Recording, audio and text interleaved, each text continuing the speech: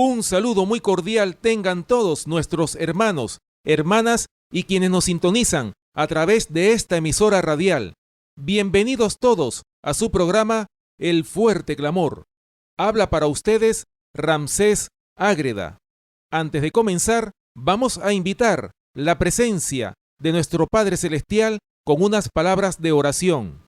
Padre nuestro que estás en el cielo, te damos gracias, Señor, por esta oportunidad que nos das de salir al aire de nuevo para que este programa sea de gran bendición para todos aquellos que lo escuchen. Te suplicamos, Señor, que este mensaje sea de gran bendición y que todas aquellas almas que lo reciban puedan ser convertidos a Cristo nuestro Salvador.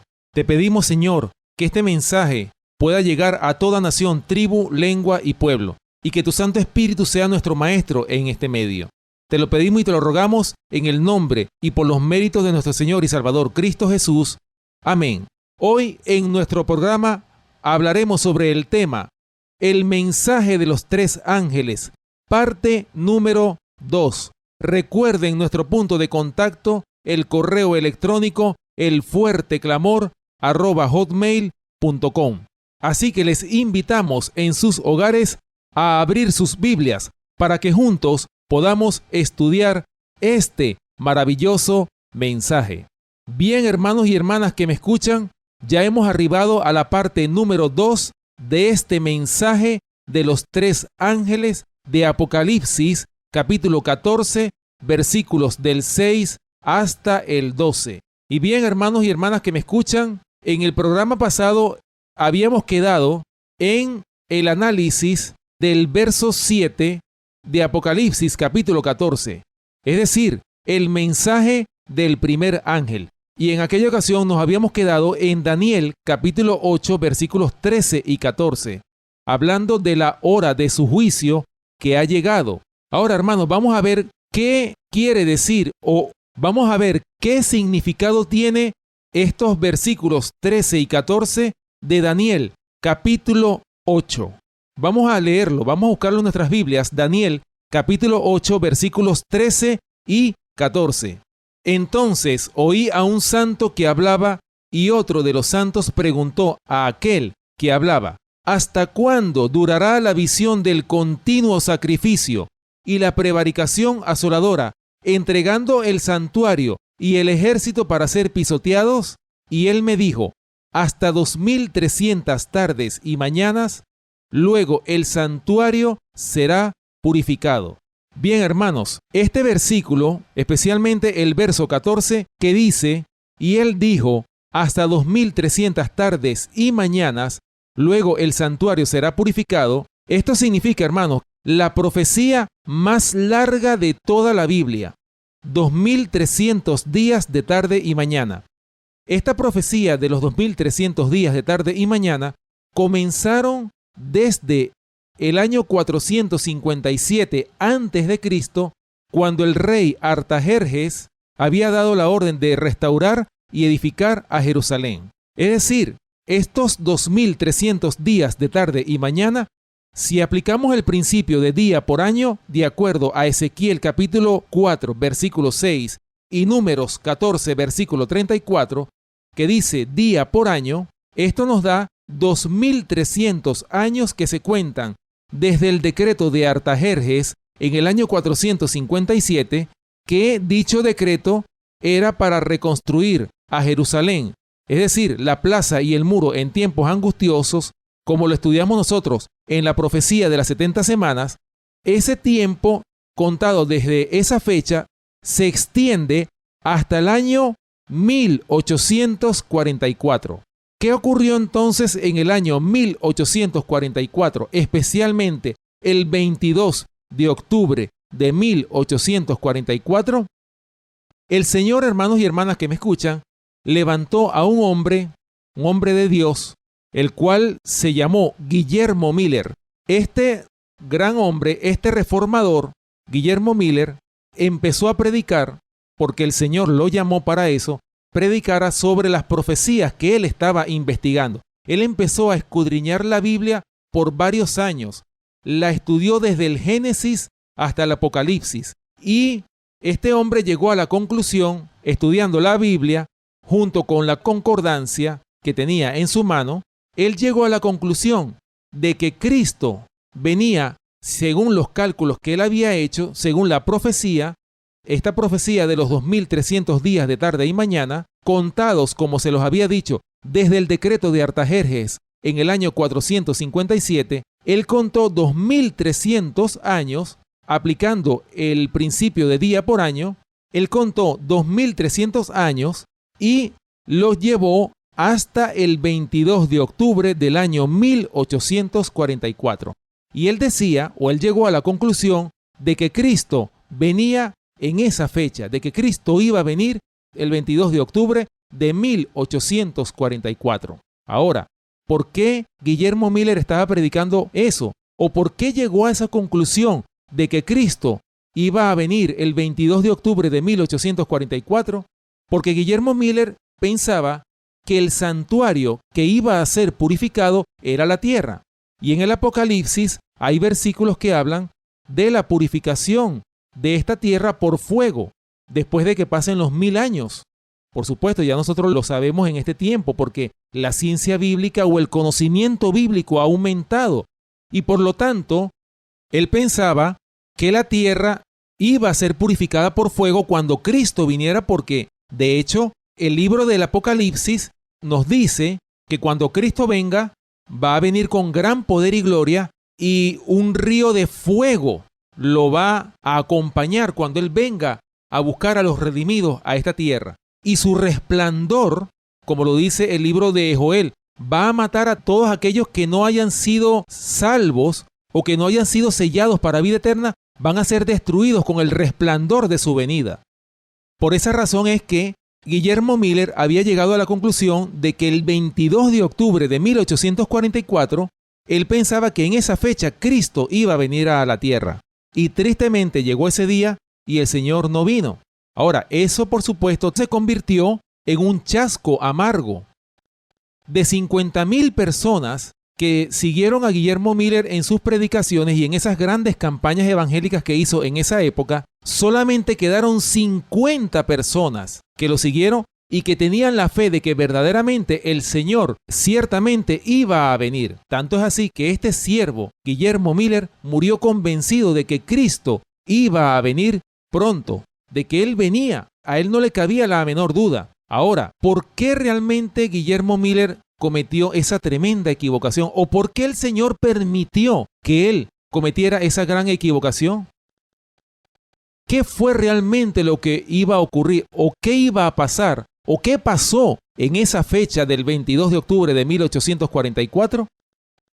Bueno, hermanos, era que el Señor iba a pasar del lugar santo al lugar santísimo del santuario celestial y además iba a comenzar el juicio investigador. Ya en este momento, a partir del 22 de octubre de 1844, fue cuando comenzó el juicio por los justos que murieron desde Adán y Eva hasta nuestro tiempo. Es decir, todas aquellas almas que murieron creyendo en Cristo, todas aquellas almas que fueron selladas para vida eterna, que descansan en paz, esos son los que van a pasar por el tribunal, son los que van a ser juzgados o son los que están siendo juzgados en este momento en el cielo. Así que eso fue lo que realmente ocurrió, o es lo que significa, lo que nos da a entender estos versículos 13 y 14 de Daniel capítulo 8. Es decir, el inicio del juicio investigador, o como dice la frase de Apocalipsis capítulo 14, que es la que estamos analizando, el verso 7, porque la hora de su juicio ha llegado. Bien, hermanos, hablando de eso, vamos a leer en el libro El conflicto de los siglos, vamos a leer en la página 400 y 401, hablando sobre la hora de su juicio ha llegado. Bien, dice El conflicto de los siglos, páginas 400 y 401, lo siguiente: como los primeros discípulos, Guillermo Miller y sus colaboradores no comprendieron ellos mismos enteramente el alcance del mensaje que proclamaban. Los errores que existían desde hacía largo tiempo en la iglesia les impidieron interpretar correctamente un punto importante de la profecía. Fíjense, hermanos, por esa razón fue que Guillermo Miller cometió esa equivocación. ¿Por qué? Porque los errores que existían desde hacía largo tiempo en la iglesia, eso fue lo que le impidió interpretar correctamente a Guillermo Miller lo que iba a ocurrir al final de esos 2300 días de tarde y mañana. Por eso, sigue diciendo el conflicto de los siglos, si bien proclamaron el mensaje que Dios les había confiado para que lo diesen al mundo, sufrieron un desengaño debido a un falso concepto de su significado. Al explicar Daniel 8:14, hasta 2300 tardes y mañanas, entonces será purificado el santuario, Miller, como ya lo hemos dicho, aceptó la creencia general de que la tierra era el santuario y creyó que la purificación del santuario representaba la purificación de la tierra por el fuego a la venida del Señor. Por consiguiente, cuando echó de ver que el fin de los 2300 días estaba predicho con precisión, sacó la conclusión de que esto revelaba el tiempo del segundo advenimiento. Su error provenía de que había aceptado la creencia popular relativa a lo que constituye el santuario. Fíjense, hermanos y hermanas que me escuchan, lo que le pasó a Guillermo Miller. Guillermo Miller interpretó erróneamente esta profecía de las 2300 tardes y mañana. ¿Por qué? Porque había aceptado, según lo dice este libro, El conflicto de los siglos, la creencia popular de que el santuario era la tierra. Por eso fue que él llegó a la conclusión de que Cristo iba a venir al final de los 2300 años contados a partir del decreto de Artajerjes en el año 457 antes de Cristo. Bien, sigue diciendo este libro lo siguiente: en el sistema típico, que era sombra del sacrificio y del sacerdocio de Cristo, la purificación del santuario era el último servicio efectuado por el sumo sacerdote en el ciclo anual de su ministerio. Era el acto final de la obra de expiación, una remoción o apartamiento del pecado de Israel. Prefiguraba la obra final en el ministerio de nuestro sumo sacerdote en el cielo, en el acto de borrar los pecados de su pueblo, que están consignados en los libros celestiales. Este servicio envuelve una obra de investigación, una obra de juicio, y precede inmediatamente la venida de Cristo en las nubes del cielo con gran poder y gloria. Pues cuando Él venga, la causa de cada uno habrá sido fallada. Jesús dice: mi galardón está conmigo para dar la recompensa a cada uno según sea su obra, de acuerdo a Apocalipsis capítulo 22, versículo 12.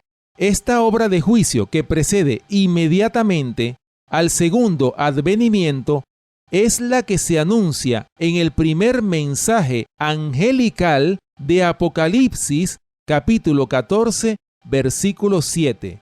Temed a Dios y dadle gloria, porque ha llegado la hora de su juicio. Fíjense, hermanos y hermanas que me escuchan, así termina esta primera cita de El conflicto de los siglos, hablando de la hora de su juicio. Fíjense, hermanos, qué interesante cómo Guillermo Miller llegó a una conclusión errónea. ¿Por qué? Porque aceptó la creencia popular de su época que enseñaban la mayoría de que el santuario era la tierra.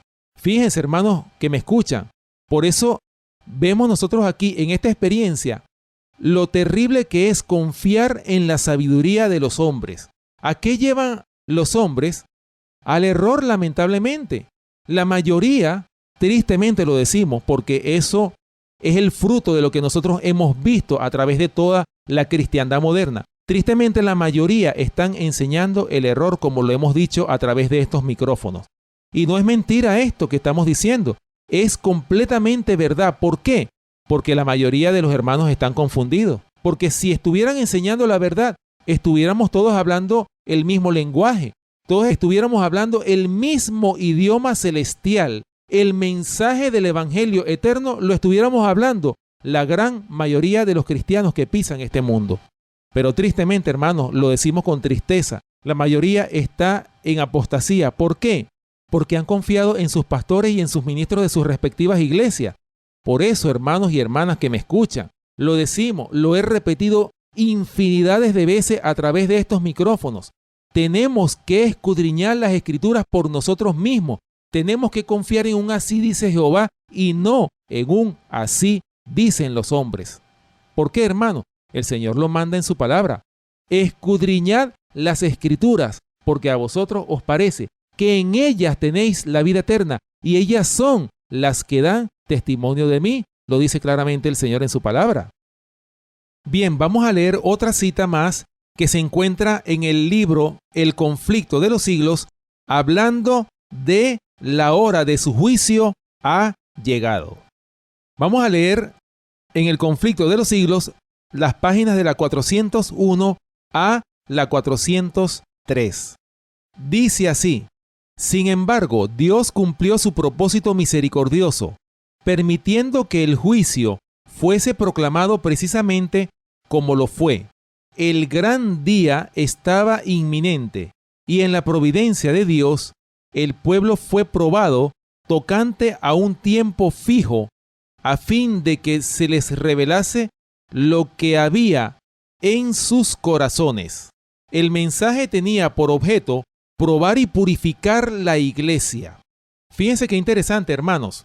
Aparte de que Guillermo Miller se equivocó en cuanto a la interpretación profética de las 2300 tardes y mañana de Daniel capítulo 8 versículo 14, este mensaje tenía como objeto probar y purificar a la iglesia. ¿De qué manera? Cuando sucedió ese gran chasco, cuando Cristo no vino, el 22 de octubre de 1844, como lo estaba predicando Guillermo Miller, eso probó a la iglesia. ¿De qué manera probó a la iglesia?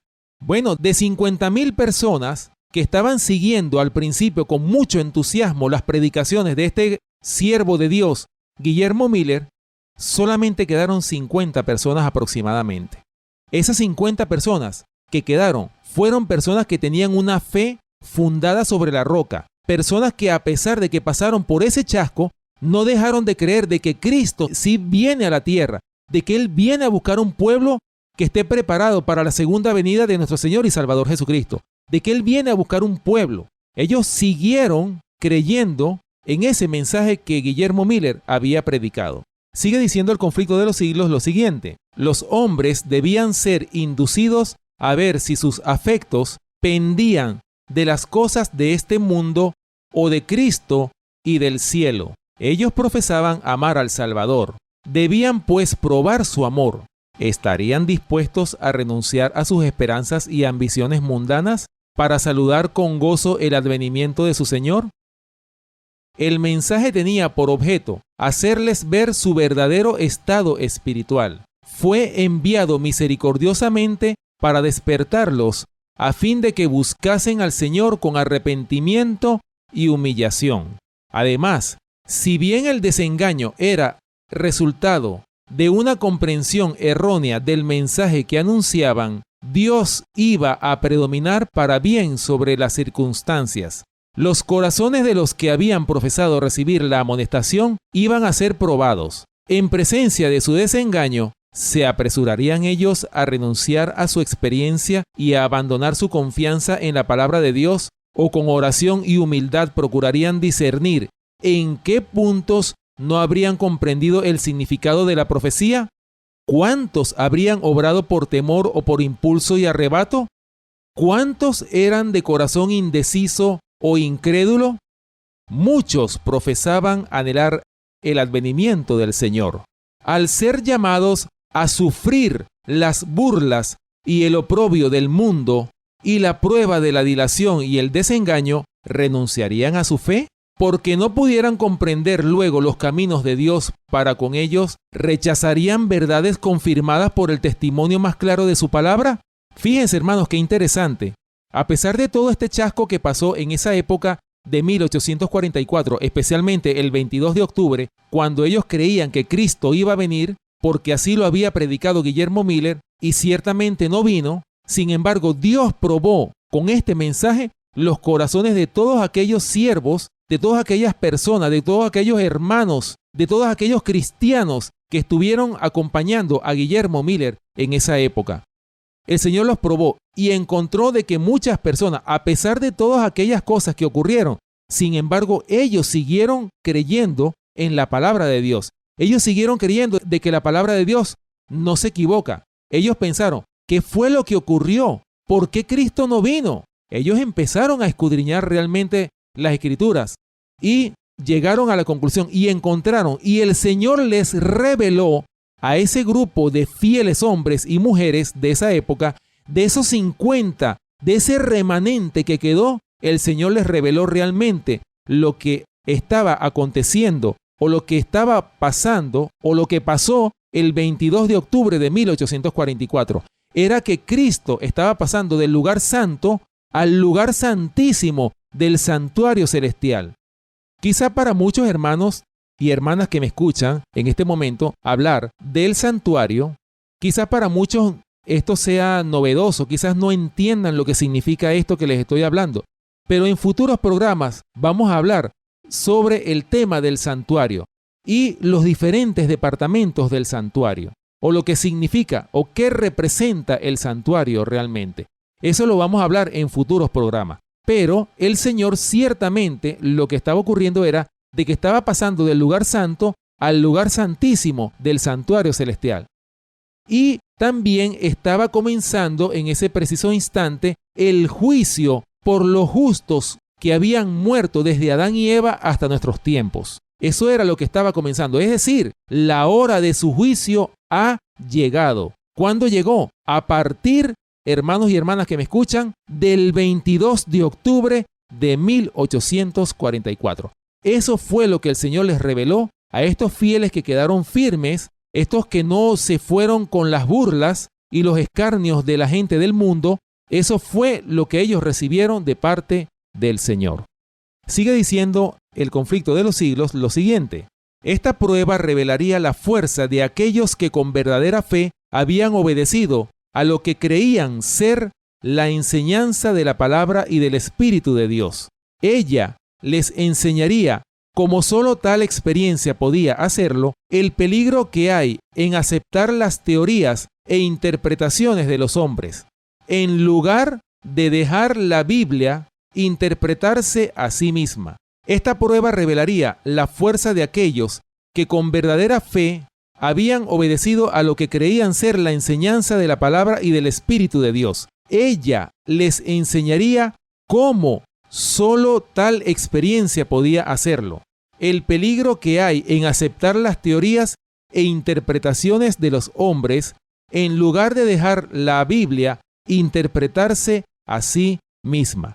Fíjense, hermanos y hermanas que me escuchan, qué interesante. Lo dice aquí este libro, El conflicto de los siglos. El peligro que hay en seguir las enseñanzas de los hombres en lugar de dejar que la Biblia se interprete por sí misma. Hermanos, nosotros tenemos que dejar que la Biblia se interprete por sí misma y no interpretar nosotros la Biblia de acuerdo a nuestras ideas preconcebidas.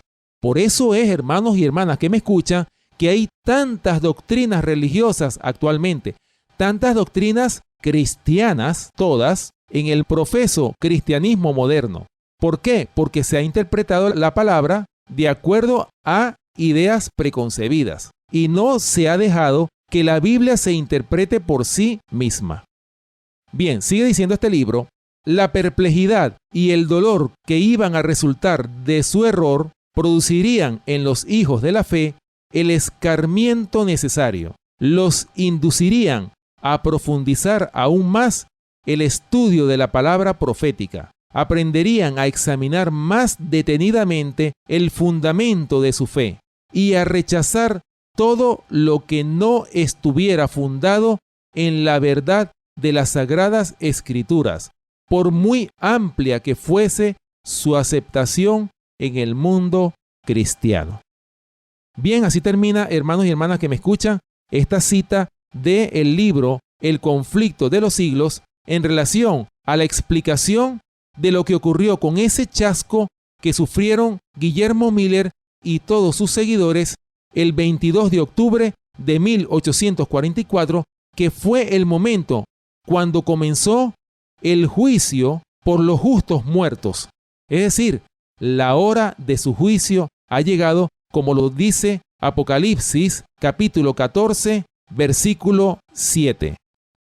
Bien, hermanos, vamos a leer otra cita más que se encuentra en este mismo libro, El conflicto de los siglos. Vamos a leer también en relación a la hora de su juicio ha llegado. Vamos a leer en El conflicto de los siglos la página de la 533 a la 535, hablando del juicio investigador. Este es el capítulo 29 del conflicto de los siglos, que se titula El juicio investigador.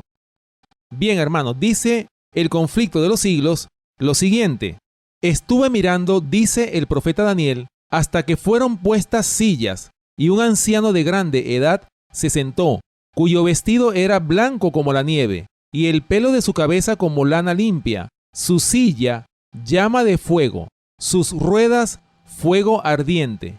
Un río de fuego procedía y salía de delante de él. Millares de millares le servían, y millones de millones asistían delante de él. El juez se sentó y los libros se abrieron, de acuerdo a Daniel, capítulo 7, versículos 9 y 10.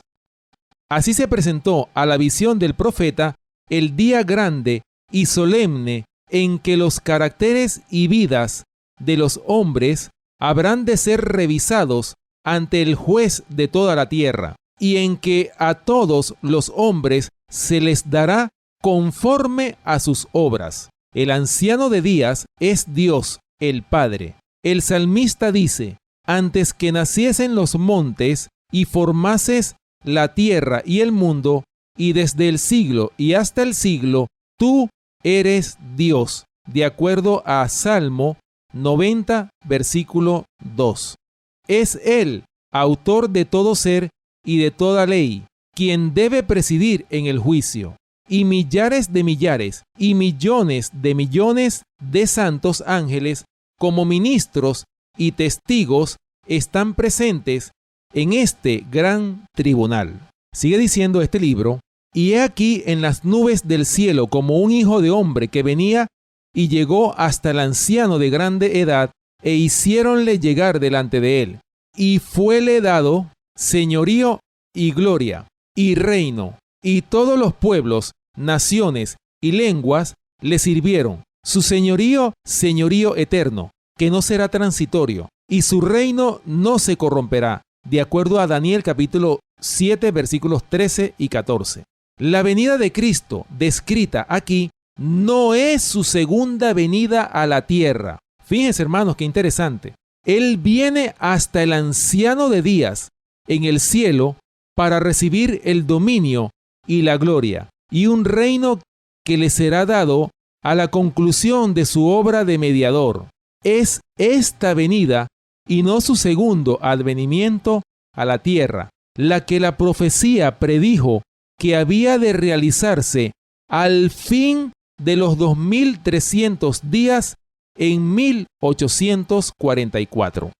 Fíjense, hermanos y hermanas que me escuchan, lo que dice este libro, El conflicto de los siglos, en relación a la venida del Hijo del Hombre hasta el anciano de días, dice claramente que no es su segunda venida a la tierra, sino que Él viene hasta el anciano de días, es decir, hasta el Padre en el cielo, para recibir el dominio y la gloria y un reino que le será dado a la conclusión de su obra de mediador.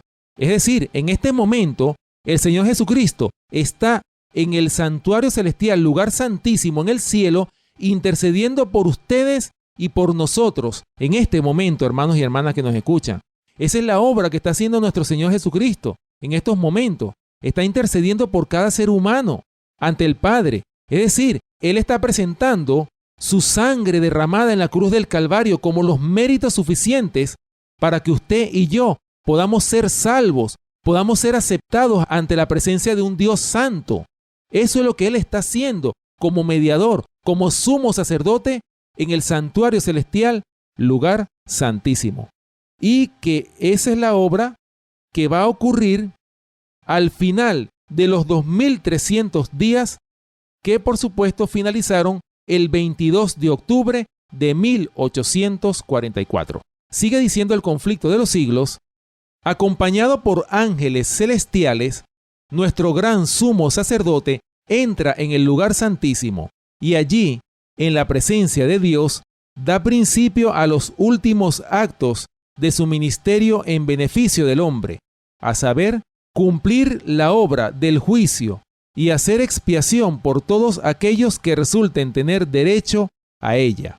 En el rito típico, solo aquellos que se habían presentado ante Dios arrepintiéndose y confesando sus pecados y cuyas iniquidades eran llevadas al santuario por medio de la sangre del holocausto, tenían participación en el servicio del día de las expiaciones. Así, en el gran día de la expiación final y del juicio, los únicos casos que se consideran son los de quienes hayan profesado ser hijos de Dios. Fíjense qué interesante, hermanos. Los casos que, de acuerdo a lo que dice aquí el conflicto de los siglos, que se van a tomar en la expiación final y del juicio, los únicos casos que se consideran son los de quienes hayan profesado ser hijos de Dios. En otras palabras, aquellos que se hayan hecho cristianos o que hayan aceptado a Cristo como su Salvador personal. El juicio de los impíos es obra distinta, dice el conflicto de los siglos, y se verificará en fecha posterior. Es decir, hermanos, que el juicio que comenzó, o la hora de su juicio que comenzó en 1844, no es el juicio por los impíos o por los que se hayan perdido, no, es por los que se salvaron. Ese es el juicio que se está llevando a cabo. Por eso es que comenzó por los justos muertos y va a terminar por los justos vivos, hasta que sea juzgado el último de los justos vivos. Cuando el Señor termine su obra de juzgar, es cuando se va a acabar la gracia. Es cuando Él va a soltar el incensario, se va a levantar del santuario celestial, lugar santísimo, y es lo que describe el profeta Daniel en el capítulo 12, cuando dice que en aquel tiempo se levantará Miguel, el gran príncipe que está de parte de los hijos de tu pueblo. Y sigue diciendo que será tiempo de angustia, cual nunca fue desde que hubo gente hasta entonces. Lo dice claramente el profeta Daniel. Así que, hermanos, lo dice claramente aquí en el libro El conflicto de los siglos, que el juicio de los impíos es obra distinta y se verificará en fecha posterior. Es decir, es después que el Señor Jesucristo haya venido a esta tierra, se haya llevado a todos los redimidos, aquellos que hayan resucitado para vida eterna. Y ellos son los que van a sentarse en tronos para juzgar a las 12 tribus de Israel. Así que ese juicio, como lo dice aquí, el juicio de los impíos es obra distinta y se verificará en fecha posterior. Sigue diciendo el conflicto de los siglos: es tiempo de que el juicio comience de la casa de Dios. Y si primero comienza por nosotros, ¿qué será el fin de aquellos que no obedecen al Evangelio? De acuerdo a 1 de Pedro, capítulo 4, versículo 17. Los libros del cielo, en los cuales están consignados los nombres y los actos de los hombres, determinarán los fallos del juicio. El profeta Daniel dice: el juez se sentó y los libros se abrieron. San Juan, describiendo la misma escena en el Apocalipsis, agrega: y otro libro fue abierto, el cual es el de la vida. Y fueron juzgados los muertos por las cosas que estaban escritas en los libros según sus obras, de acuerdo a Apocalipsis, capítulo 20, versículo 12. El libro de la vida contiene los nombres de todos los que entraron alguna vez en el servicio de Dios. Ok, hermanos, qué interesante esta parte. Vuelvo y la repito. El libro de la vida, óigase esto, contiene los nombres de todos los que entraron alguna vez en el servicio de Dios. Hay muchos hermanos que alguna vez se hicieron cristianos, aceptaron a Cristo, se bautizaron y todo, pero después se fueron al mundo. Esos nombres de esas personas están en este libro. Vuelvo y les repito, el libro de la vida contiene los nombres de todos los que entraron alguna vez en el servicio de Dios. Jesús dijo a sus discípulos: gozaos de que vuestros nombres estén escritos en los cielos, de acuerdo a Lucas capítulo 10, versículo 20. San Pablo habla de sus fieles compañeros de trabajo, cuyos nombres están en el libro de la vida, de acuerdo a Filipenses capítulo 4, versículo 3. Daniel, vislumbrando un tiempo de angustia, cual nunca fue, declara que el pueblo de Dios será librado, es decir, todos los que se hallen escritos en el libro, de acuerdo a Daniel capítulo 12, versículo 1. Y San Juan dice en el Apocalipsis que solo entrarán en la ciudad de Dios aquellos cuyos nombres están escritos en el libro de la vida del Cordero, de acuerdo a Apocalipsis capítulo 21, versículo 27. Sigue diciendo el conflicto de los siglos: delante de Dios está escrito un libro de memoria, en el cual quedan consignadas las buenas obras de los que temen a Jehová y de los que piensan en su nombre, de acuerdo a Malaquías capítulo 3, versículo 16. Sus palabras de fe, sus actos de amor están registrados en el cielo. A esto se refiere Nehemías cuando dice: acuérdate de mí, oh Dios, y no borres mis obras piadosas que he hecho por la casa de mi Dios, de acuerdo a Nehemías capítulo 13, versículo 14. En el libro de memoria de Dios, todo acto de justicia está inmortalizado, toda tentación resistida, todo pecado vencido, toda palabra de tierna compasión están fielmente consignados, y apuntados también todo acto de sacrificio, todo padecimiento y todo pesar sufridos por causa de Cristo. El salmista dice: tú cuentas los pasos de mi vida errante, pon mis lágrimas en tu redoma. ¿No están en tu libro? De acuerdo al Salmo 56, versículo 8.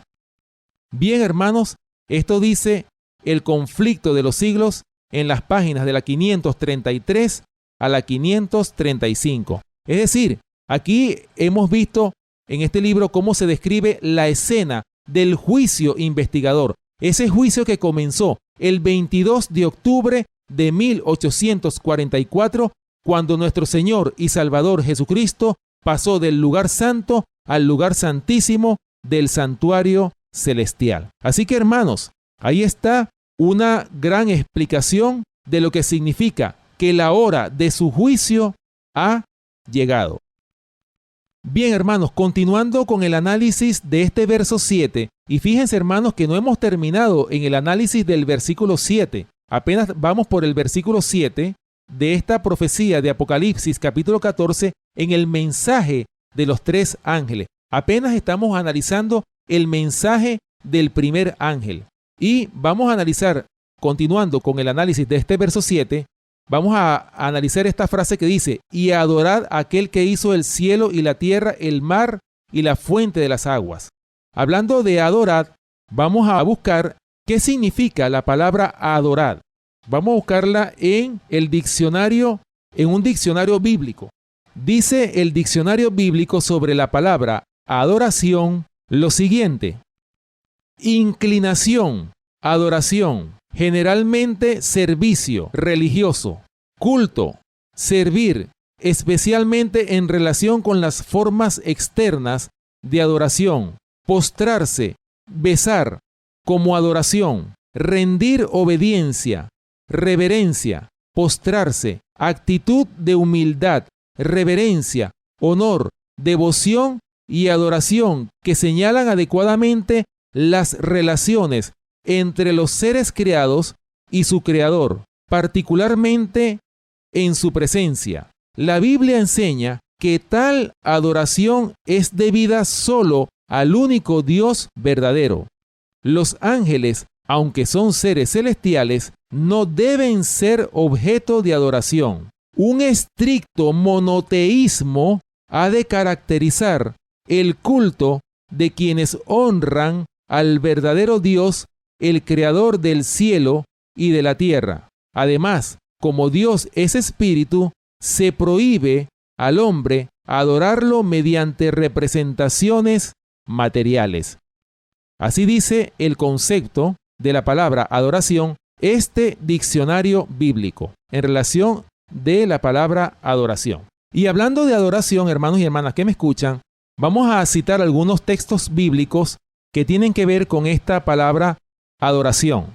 Dice Nehemías capítulo 9, versículo 6 lo siguiente: Tú solo eres Jehová, tú hiciste los cielos y los cielos de los cielos, con todo su ejército, la tierra y todo lo que está en ella, los mares y todo lo que hay en ellos. Y tú vivificas todas estas cosas, y los ejércitos de los cielos te adoran. Ahí está, hermanos y hermanas que me escuchan. Hasta los ángeles del Dios Altísimo también se postran y adoran a nuestro Dios, creador de los cielos y de la tierra. También hablando de la palabra adoración, vamos a ver cuáles fueron las palabras que le dijo nuestro Señor y Salvador Jesucristo a la mujer samaritana en Juan capítulo 4, versículos del 21 al 23.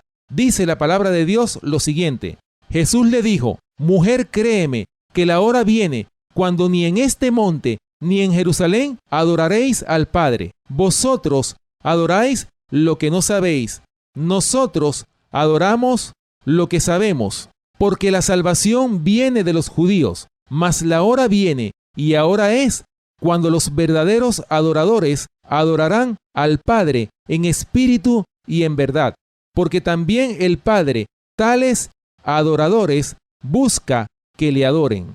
Fíjense, hermanos y hermanas, qué interesante estos versículos que leímos de Juan, capítulo 4, versículos del 21 al 23.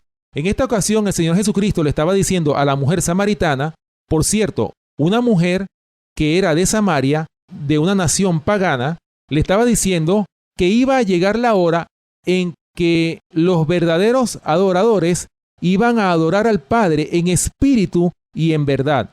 Y él le dice: nosotros adoramos lo que sabemos, nosotros los judíos adoramos lo que sabemos. ¿Por qué? Porque la salvación viene de los judíos. Y le dice el Señor Jesucristo a la mujer samaritana: vosotros adoráis lo que no sabéis. Es decir, los samaritanos no tenían la luz de la verdad que tenían los judíos, y por esa razón es que ellos estaban adorando lo que no sabían. Y por eso es que el Señor dice que la hora viene, y la hora es cuando los verdaderos adoradores iban a adorar al Padre, o adorarán al Padre en espíritu y en verdad. Así que, hermanos, eso fue lo que el Señor Jesucristo le dijo en relación a lo que es la palabra adorar. Otros versículos más que tienen que ver con la palabra adoración, vamos a buscarlo en Génesis capítulo 22, versículo 5. Dice la palabra de Dios lo siguiente: Entonces dijo Abraham a sus siervos: Esperad aquí con el asno, y yo y el muchacho iremos hasta allí y adoraremos y volveremos a vosotros. Esto fue en ocasión cuando Abraham fue a sacrificar a su hijo, su único, su unigénito, Isaac, cuando el Señor le dio la orden de sacrificarlo. Y estas fueron las palabras que le dijo a los siervos que lo acompañaron a él a adorar, a sacrificar a su hijo. En esta ocasión le dijo a sus siervos que se quedaran en ese lugar, que esperaran ahí, porque él y su hijo iban a adorar, pero su hijo no sabía que él iba a ser sacrificado. Y por esa razón fue que ellos subieron, iban a adorar. Pero esa adoración era que él iba a edificar un altar en el cual iba a ofrecer en sacrificio, en holocausto, iba a ofrecer a Isaac, porque Dios le había dicho a Abraham que ofreciera a su hijo. Tremenda prueba, hermanos y hermanas que me escuchan. Tremenda prueba la de Abraham. Yo creo que si el Señor nos dijera a cada uno de nosotros hoy día que sacrifiquemos a nuestros hijos, hermanos, yo creo que nosotros no seríamos capaces de hacer algo tal como Dios se lo pidió a Abraham. Pero el Señor estaba probando la fe de Abraham. Por eso es que después de esta prueba, el Señor lo llamó el Padre de la fe. Bien, hermano, continuando con la palabra adoración, vamos a buscar en Éxodo capítulo 4, versículo 8. Dice la palabra de Dios lo siguiente: Entonces Moisés, apresurándose, bajó la cabeza hacia el suelo y adoró. Fíjense, hermanos, los ejemplos que tenemos de adoración, los tenemos en toda la Biblia, de verdadera adoración. Fíjense cómo hizo Moisés. Bajó la cabeza hasta el suelo, se postró rostro en tierra y adoró al Dios Altísimo. Bien, vamos a leer el Salmo 29, versículo 2. Dad a Jehová la gloria debida a su nombre. Adorad a Jehová en la hermosura de la santidad. Vamos a buscar en el Salmo 96, versículo 9. Dice la palabra de Dios en el Salmo 96, versículo 9, lo siguiente. Adorad a Jehová en la hermosura de la santidad. Temed delante de él toda la tierra. Fíjense, hermanos y hermanas que me escuchan, lo que dicen aquí estos dos salmos últimos que leímos. El Señor manda a adorar ¿a quién? A Jehová en la hermosura de la santidad. Es decir, hermanos, que toda la tierra debe postrarse para adorar al Dios Altísimo. Fíjense qué interesante, hermanos, lo que dice claramente este mensaje, este primer mensaje de los tres ángeles, el mensaje del primer ángel. Fíjense lo que dice, hermanos y hermanas que me escuchan, recapitulando, retomando lo que dice este mensaje. Vi volar por en medio del cielo a otro ángel que tenía el evangelio eterno para predicarlo a los moradores de la tierra, a toda nación, tribu, lengua y pueblo, diciendo a gran voz, temed a Dios y dale gloria, porque la hora de su juicio ha llegado, y adorad a aquel que hizo el cielo y la tierra, el mar y las fuentes de las aguas. Nosotros vemos claramente este primer ángel o el mensaje del primer ángel nos dice claramente que este otro ángel que vio el apóstol Juan por en medio del cielo, que tenía el evangelio eterno para predicarlo a los moradores de la tierra, representa a todos aquellos que tienen el mensaje verdadero para predicarlo al mundo entero. Y el Señor lo manda. Id y doctrinad a todas las naciones, lo dice en Mateo capítulo 28. El Señor siempre ha mandado a su pueblo a que predique, a que proclame este mensaje. Y por supuesto, hermanos, este último mensaje de misericordia, como lo es este mensaje de los tres ángeles, en esta ocasión, analizando nosotros el mensaje del primer ángel, manda ¿a qué? A predicar este evangelio del reino a toda nación, tribu, lengua y pueblo. Y manda ¿a qué? A temed a Dios y dale gloria, como lo dijimos hace un rato. ¿Por qué? Porque la hora de su juicio ha llegado. Y también manda a adorar a aquel que hizo el cielo, la tierra, el mar y las fuentes de las aguas. Hermanos, aquí estamos viendo claramente lo que significa en estos dos primeros temas que hemos tenido. Ya con este versículo terminamos el análisis de este mensaje del primer ángel de Apocalipsis, capítulo 14, versículos 6 y 7. Este mensaje, hermanos y hermanas que me escuchan, fue proclamado en la historia bíblica por Guillermo Miller a partir del año 1840 hasta 1844 aproximadamente. Guillermo Miller estuvo más o menos por 4 años aproximadamente proclamando que la hora de su juicio ha llegado. Y ese fue el mensaje que él estaba predicando en ese tiempo, que la hora de su juicio ha venido. Y, por supuesto, el mensaje que él estaba predicando estaba mandando a su vez a que el pueblo que recibía este mensaje se arrepintiese de sus pecados, abandonase el pecado y la iniquidad. ¿Por qué? Porque la hora de su juicio había llegado. Y mandaba a adorar a aquel que hizo el cielo, la tierra, el mar y las fuentes de las aguas. Bien, hermanos y hermanas que nos escuchan, hemos llegado al final de nuestro programa por el día de hoy. Les invitamos a que nos sintonicen la próxima semana en este mismo horario. Recuerden nuestro punto de contacto, el correo electrónico elfuerteclamor@hotmail.com. Gracias por permitirnos entrar a sus hogares a través de esta emisora radial. Si Dios nos da la vida, estaremos con ustedes hasta la próxima oportunidad. Que el Señor les bendiga.